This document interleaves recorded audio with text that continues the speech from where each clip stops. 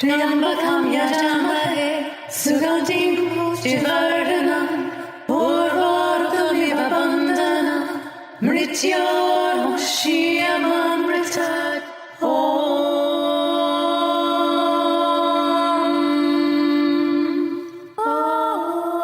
Hi, this is Amelía Eon Karis. Hey everyone, it's Satya, and you're listening to Love, Sex and the Hidden Agenda.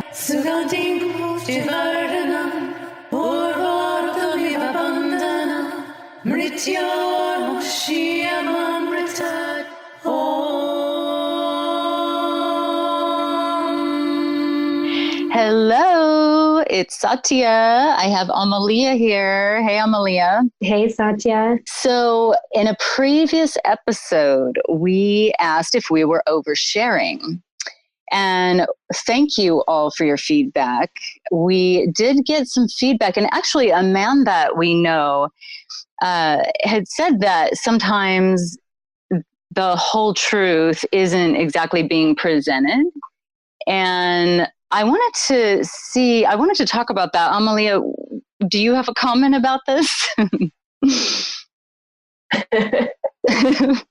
Yeah, I found his feedback most interesting. So this listener has been listening to our podcast from the beginning. He's a colleague of mine. He's also been doing a lot of healing work with me on my sexual trauma. He's a seer and does shamanic work with me. And he's the person who triggered my whole sex rant too.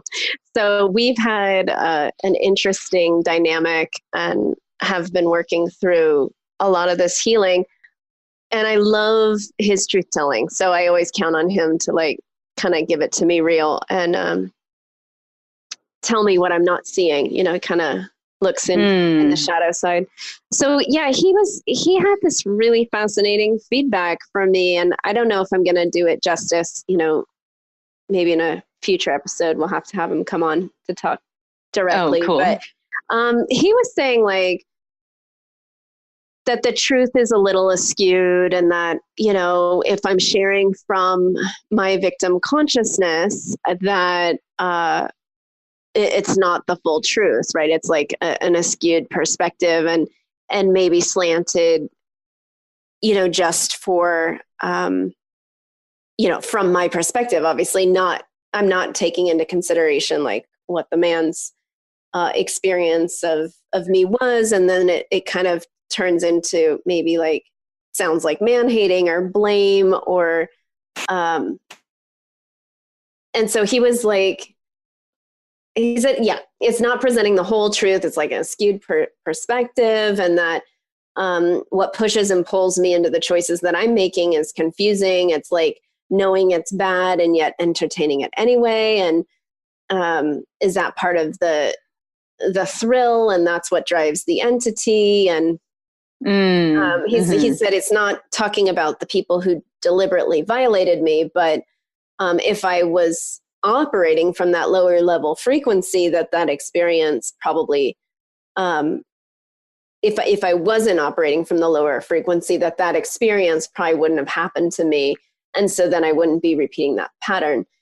And I thought that was really profound insight, and one that I don't think I've spoken about here. And, some of the way that I'm sharing the story on the podcast, it's hard to share this story, right? It's dense material, it's dimensional material, and we have 30 minutes, and I'm trying to parse the story down. And if I'm in my pain body, like I was when I did the sex rant or when I shared my date rape diaries, and, I kind of go into the victim consciousness, and I'm very aware of that. And so I just wanted to bring that to light and really thank this person who's been such a huge influence on my healing. And, maybe other listeners are also feeling oh, well, this is just your perspective, and let's get the guy on there and hear from him. In these different circumstances, I think, there's a lot of truth in what he was sharing. So it made me think like, well, let's talk about truth. You know, what is truth? Because truth changes depending on the dimension and the perspective and the frequency in which we're living at, you know, like in our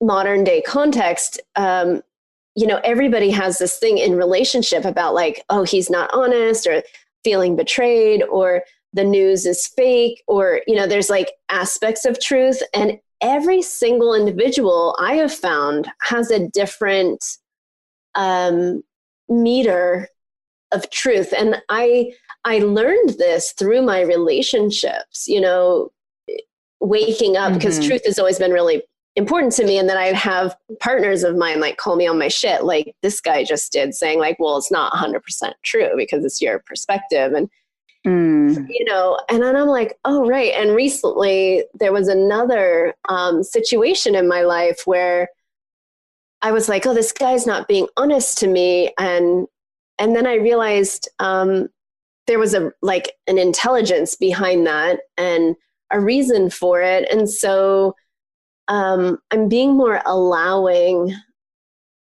now in what I'm understanding as truth than what I used to be when I was younger. Does that make sense? Yes. That makes a lot of sense. How do you see it? Truth, I think, truth is the experience and the observation of the experiencer. Mm-hmm. We all have our own truth. It's our own reality. It's our own how we're seeing things. So, and I think that what he was saying holds something important for all of us, because when we are speaking from victim consciousness, which we all do at times, we know that even while we're doing it, it doesn't feel right. We know that there's something slightly askew there. Not to deny our reality or our feelings or anything like that, but just that we can always make a little shift or a little adjustment. Mm-hmm. Yeah. And I think it's important to like honor the process you're in. And I was happy that he was honoring, and he knew that I was part of my healing process. So he was giving space for it, even when it hurt him, you know, like my sex rant was against him, basically. Right. I was talking to him, and we moved through that, and we're friends now. And, you know, like we were able to repair our relationship and really listen to each other. And that's huge, right? Because that doesn't normally happen. Like if a man has trespassed a female's trust, generally like, you know, castration time, emasculation time, and like, you bad man, right? Mm-hmm. So we had enough of a relationship, and I knew his character enough to know that that he triggered me purposefully. It maybe went too far for me, but it was so needed for my healing. And I think that, you know, I could say that that's true about all of my sexual trauma that I have. Like somehow I needed that trauma, or, you know, when we talk about co-creating our reality, not to condone the behavior, but in those moments of feeling violated, a deeper truth or the next level of truth was revealed to me. And I was able to shift my perspective outside myself from my limited viewpoint to like encompass the bigger design, or the larger truth. And my meditation teacher always said, there's only one truth. There's only one truth. And God, that used to spin me out. I would meditate on it for hours and be like, well, what's the ultimate truth? Right. Mm-hmm. And so I think we all need to be careful, or just understand that, we're all doing the best we have with the skills and the consciousness that level that we're at in trying to be honest, or sharing from this place of like what's true for us in the moment. Doesn't mean it's the ultimate truth. And I hope our listeners know that when they're hearing my story, because I don't share my story to convince anybody that I'm some authority on this. I'm actually doing the opposite. Like, I have tons of questions, very little answers. Every answer I've received has been challenged. So I'm just trying to figure it out, And I know that, when it comes to sexuality in our relationships, like, we're all tripped up here. I mean, this is like the crux of issues in the world, right? Yeah. And I mean, one thing that's coming to me right now is just, it may sound cliche or whatnot, but if we're asking the ultimate truth, I guess we could say, well, it's love. Love is the ultimate truth. Once you move through everything else and pull back all the layers and go through the fear and all of that, it still comes back to love is the ultimate. So I had a point there. Let me try to get it back. But what were you just going to say? Yeah. And I think it's important that we don't bypass the process, and I think a lot of light workers or other therapists, anyone who's awakened and starts to see the ultimate truth and then finds themselves back in victim consciousness, right? Because it's a loop. It's not like we, as long as we're here in this body and this density, we are going to move through all these levels over and over again. It's not like, we just get a free pass out of all pain and suffering and never have to experience it again. But we think we should have that when we've obtained certain levels, like I had, I think all of us here have had those experiences of transcendental bliss. And then it's like, when you feel bad again, it's like, how'd this come back? And so we often try to bypass to the solution to get to the ultimate truth and not really go through what our human emotional body is needing to process, like pain or grief or sadness or despair. And like, we still have to go through that. Right. Yeah, so it's like our ultimate, it is very tricky. I mean, our ultimate intention when we're going through things, even if we're angry, it's like if you get angry at your partner and you're,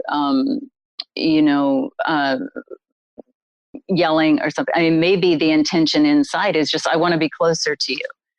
I need to connect with you deeper. I mean, so that is an important part. And also just loving whatever comes up. So I guess when I say the ultimate truth is love, is even loving those times when we're in victim consciousness or we feel like a victim, or we feel like it's, we can still love those aspects of ourselves that go in and out of maybe dark places or whatnot.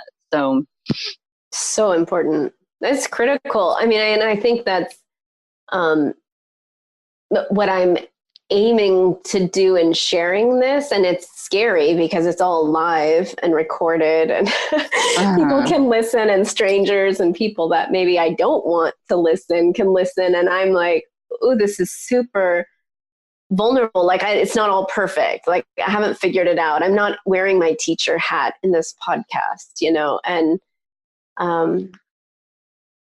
it's just been interesting since we started the podcast. I've really stepped back from teaching. And I've been going through this level of a process of leveling up to the next level to really clear some of these deeper wounds so that I can,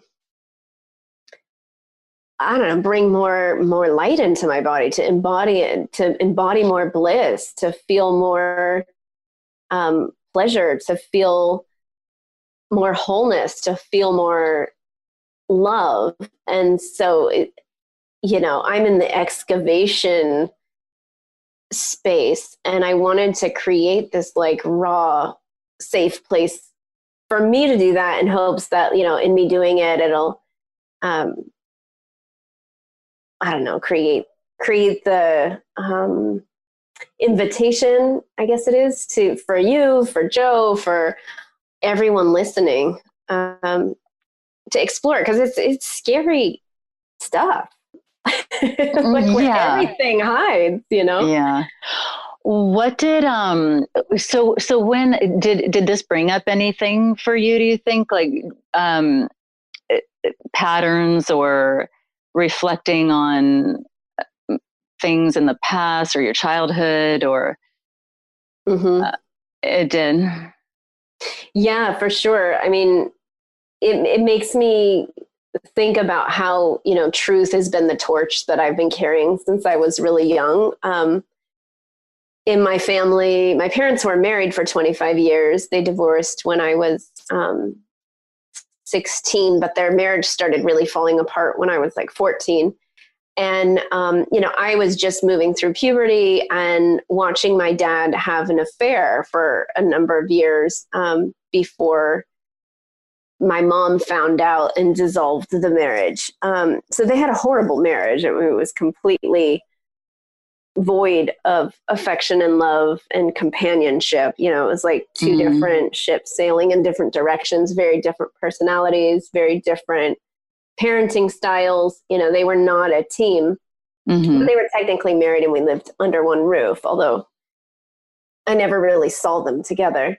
When my dad had this affair, I couldn't understand how my mom was so clueless. Like when she came to know, I had already known my dad's girlfriend, walked in on them having sex, seen her at the house, like I knew the whole story, was picking up every time she called, because we had, it was before people had mobile phones. So, she would call the house, and there was 5 phones in our house. We had a very large home, and I would pick it up exactly when my dad picked up. So nobody would know I was on the line listening. And I would hear their conversations, and I would just be quiet and then gently close it. And she would always be like, "Can you talk? Are you alone?" And this sexy voice. And, I was just going through puberty, but I was watching this, and it really formed my opinions about men, like men cheat or men need a certain level of sexuality. And around my mother, this disgust about her blindness. Like, how could she be so blind to this obvious, deception going on? Like her level of checking out of presence. So for me, it was like that. I made a kind of vow to myself, like, that's never going to be me. I'm never going to be my mom. I'm never going to be blind to this level of play out or blindsided or be with someone who thinks that they have to lie to me. So, my first marriage was with a guy who was my best friend. I wasn't attracted to him. And then, I knew he was a player and had this like desire for a lot of women. And I was the first woman. I found out a year into our relationship that I'm the first woman he'd ever had sex with more than 3 times. And I found out that his sexual history was like crazy amount of people. And he was only 26, and it freaked me out. And so I created this like way of coping with the situation, which was to kind of open the relationship and allow him to be with other women. And, that was, our whole relationship was so different. It wasn't at all a traditional marriage by any stretch of the imagination. And so, I've been reflecting on like, wow, truth was so important to me that I like sacrificed all these other needs that I had, like for being satisfied myself sexually, or for having a level of love and connection that I needed, just for honesty. Like I preferred because he told me the truth. Like he had no problem talking about his crazy perversions and kinks and what his needs were. And I was fine to make them happen because I had this like panic that I would be like blindsided, or I just didn't want to look like my mom, how my mom looked to me. Right. And since then, you know, that was a very long time ago. And I've been in all kinds of relationships since, and different levels of honesty. And I think that more in the last like decade, I've started to sit with like, oh, maybe it's, you know, not so bad. Like, we don't have to tell our truth to everyone. Like, personally, I want to be transparent, Right. but Me too. but I see that like not everyone can handle the truth. People don't like it. People don't like it. No, and it creates a big problem, and it outcasts you if you're a truth teller. And so I think that a lot of good people are strategically omitting the truth. Yep. Let's call it. Maybe they're not directly lying, but little white lies and little, you know, when I lived in India, that culture lies a lot. And I was always shocked and like appalled by it. Like, everyone's a liar. And, you know, like everyone, you know, like, why do they lie about the stupidest things? It just doesn't make any sense to me. Like, they're lying about like, hey, will you come tomorrow at 8? Yeah, madam, I'll be there. And then they show up at like, they have no intention of even coming the next day.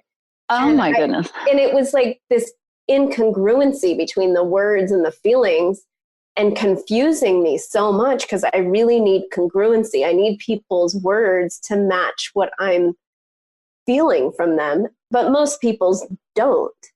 And after 8 years in India, you know, I started to understand their white lies, their little, what they call white lies. They're just lies to make you feel good. Like, there is actually like a good reason behind it. And they're like, no, but we don't want to see you frown. We don't want to see that. I'm like, I just want the truth. It doesn't matter what I feel. Like, let me deal with my own feelings. You don't need to manage my feelings. You know, just tell me the goddamn truth.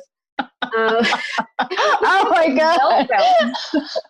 I don't know why, but this is just like really hitting me. I spent some time in India, but I didn't even realize this. Like, I didn't spend enough time there to really know this, but that is hilarious. So there they are, you know, their intention is love. Meanwhile, it's, you know, making you miserable, making you feel terrible, which it would anyone. Because then it sets you up, you have expectations, and then, you know, nobody's showing up or whatever, but still just, so there you go, you know, different perspectives on what, you know, what kind of lies are okay and what aren't. I mean, the one truth is that people lie. I mean, they all have their ways of lying. Everyone does. Oh yeah, it's huge. And I think, you know, one thing I noticed about India was that they don't have the Bible. You know, I mean, of course there are Christians, but they're all converted Hindus or Muslims that have become Christian. Yeah, Christianity is quite new in India. So they don't have, the majority of people didn't grow up with lies being a deadly sin, like in the US. Like, lying in the US is so shameful, right? Oh, it's so shameful. And yet, you know, all the studies show that basically 99.9% of people lie. And most people don't even know they're lying when they're lying. Most people, because we've fragmented and we've disowned that part of ourselves to such a degree, because it's bad in our culture, that we will go straight into denial. It's almost like blackout on what, you know, what we're even lying about. People just disown that whole piece of themselves. Oh yeah, in India, none of the things I'm talking about were considered lying. Lying is completely an acceptable way of communicating. It's like, it's embedded into like the daily conversation. And it drove me nuts. But after a while, I started realizing like, oh, well, once you understand the game, it's easier to navigate. Yeah, the level of denial in India was so thick. And yet after 8 years and being in, you know, an interesting relationship dynamic, for 5 years, which I'm not going to get into because we need to wrap up maybe for another episode. I started to learn that like telling the truth, one of the Indian gurus I worked with there, he said, tell the truth intelligently, because apparently my truth telling in India was way too direct. Like they found it abrasive and terrifying. Like nobody wanted to hear the truth. Nobody did. And yet I love when people are honest to me, especially my partners, and especially when it's a truth that they don't want to tell me. Like, oh, I'm attracted to another woman. Oh, this happened. I'm so sorry. Like I somehow fall in love with people when they can just say it as it is. Well, yeah. Yeah. Especially from what you had experienced through your childhood. Like you need that honesty. I do, but clearly not everyone does. Like for some people, that level of honesty is so disruptive to their to maintaining their daily life that they would rather not hear it. Right. Many people's lives, entire lives, are lived around lies. Yeah, and I don't know, like, you know, who am I to say that that's not okay? Like, I'm not here to like be the ethical police. Well, right, because we don't know what the intention is, or where their hearts are, or what their reasons are. Yeah. So.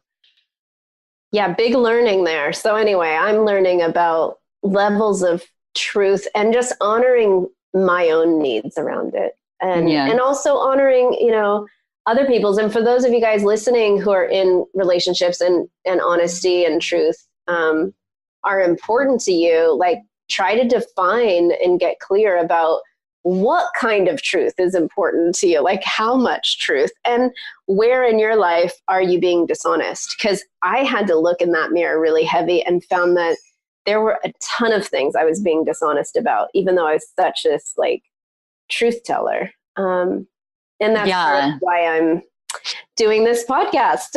Yeah. And if any of you have a story you want to share around this, we would be interested. Yes, absolutely. Please send it in. You can reach us on our website, lovesexagenda.com, and on social media, Facebook and Instagram, Love Sex Agenda. Thanks for listening today. Thank you.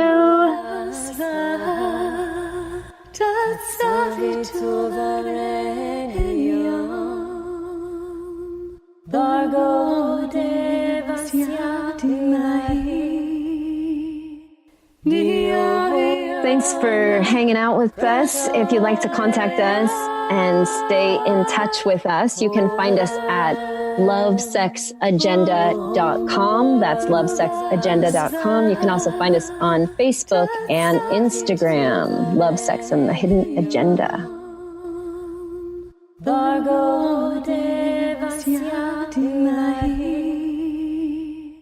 Dia